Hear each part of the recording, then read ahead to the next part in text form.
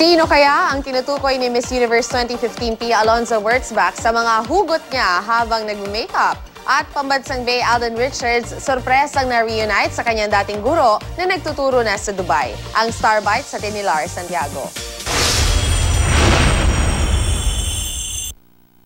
Small world. Habang nasa Dubai ang pambansang Bay na si Alden Richards, sorpresang na-reunite siya sa kanyang dating guro. Sa post ng GMA Pinoy TV Instagram account, habang bumibisita raw si Alden sa isang school doon, nakita niya ang former teacher na si Ma'am Grace Regondola na doon na pala nagtuturo. Isang mahigpit na yakap ang ibinigay ng pambansang Bay kay Ma'am. Bilang special gift, binigyan din ni Alden ng ticket si Ma'am Grace para sa Kapusong Pinoy sa Dubai, sampuso event ng GMA Pinoy TV na ipapalabas ngayong araw. Kasama niya sa show sina Betong Sumaya at Aisel Santos.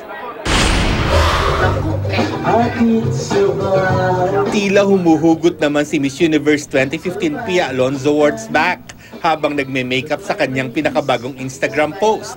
Todo kanta pa si Pia sa River Maya song na Hinahanap-hanap Kita. Sa isang punto ng video, humirit pa si Pia. Sabay-babay naman, wala namang mangyayari, wala namang patutunguhan.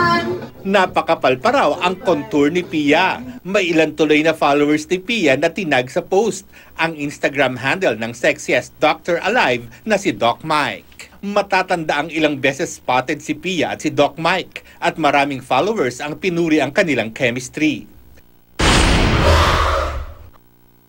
Summer is almost here, kaya ang ilang Kapuso stars todo enjoy sa kanilang mga early summer getaway. Si Kim Rodriguez, enjoy na enjoy sa paglalaro ng bagong toy, ang kanyang drone.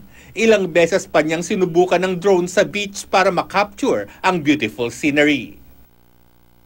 Ang hanggang makita kang muli star namang si Bea Binene, nag-underwater adventure sa isang isla sa Batangas. Nag-scuba diving si Bea para sa good news ng GMA News TV. Natutunan din ni Bea ang ilang hand signals during diving. Lars Santiago, GMA News.